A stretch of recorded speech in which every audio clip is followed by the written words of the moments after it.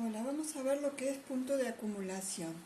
Vamos a decir que dado un conjunto C, que es un conjunto de números reales, y A también un número real, que puede pertenecer o no al conjunto C, entonces se dice que A es punto de acumulación del conjunto C si a todo entorno reducido de A pertenece por lo menos un elemento del conjunto C.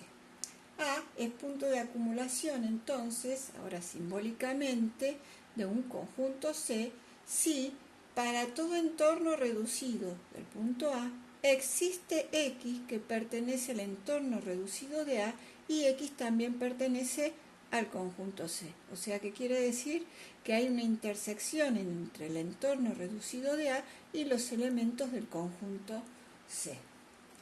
Entonces vamos a ver un ejemplo para aclarar este concepto. Tenemos un conjunto C de números reales, ¿sí?, entre menos 2 y 5, donde este intervalo está abierto a izquierda y cerrado a derecha. ¿Qué quería decir esto? Que no toma el punto menos 2 y que sí toma el punto 5. Tenemos acá la gráfica del intervalo, ¿sí?, de ese conjunto, o sea, tenemos representado el conjunto C en la recta real.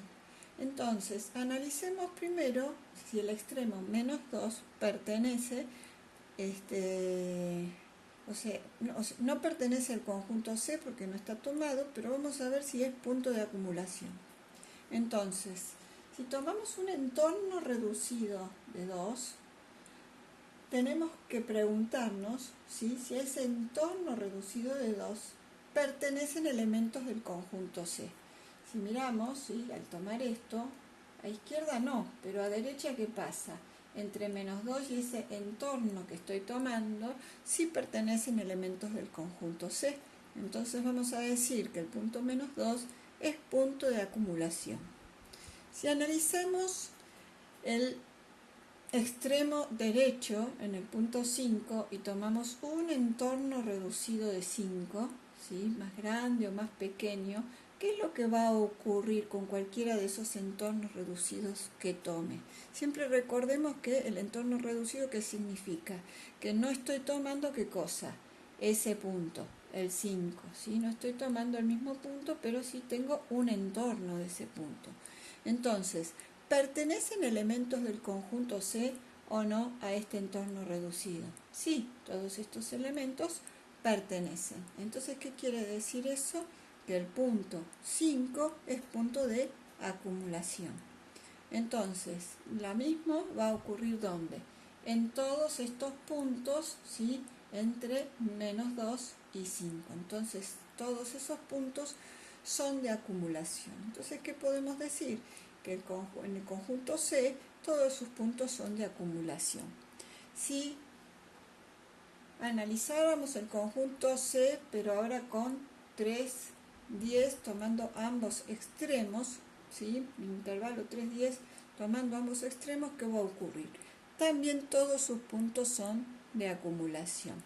Y en el caso de que tomáramos este conjunto C genérico, también diremos lo mismo. Cuando un punto va a ser punto aislado.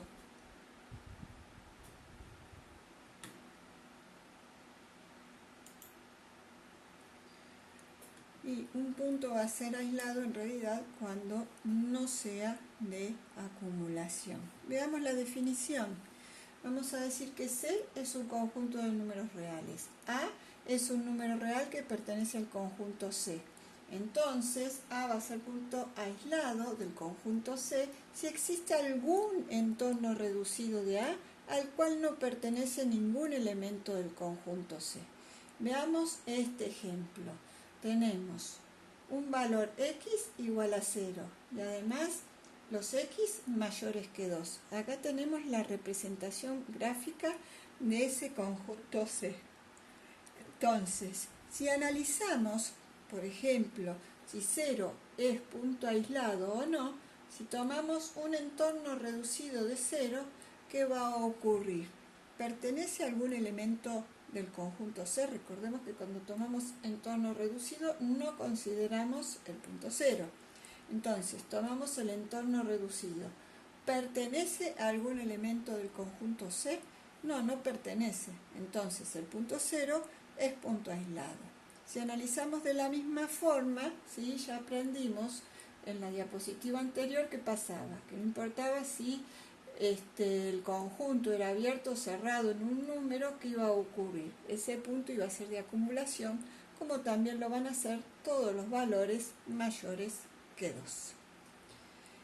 En este otro ejemplo, ejemplo 2, donde C, ¿sí?, se corresponde con intervalo menos 2, 3, pero C no es el conjunto de los números reales, sino que es el conjunto de los números enteros. Acá no tengo representados todos los puntos, tengo exactamente los números enteros, o sea, menos 1, 0, 1, 2, bueno, y los extremos, menos 2 y 3. ¿Qué va a ocurrir en ese caso?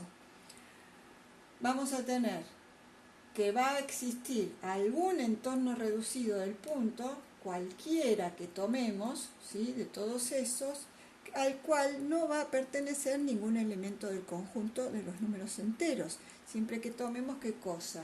Un entorno reducido al punto que sea de qué radio, menor que 1. Por ejemplo, tomo este radio, no pertenecen elementos del conjunto, siempre consideremos que si analizo el menos 1, como es entorno reducido, el menos 1 no lo estoy tomando.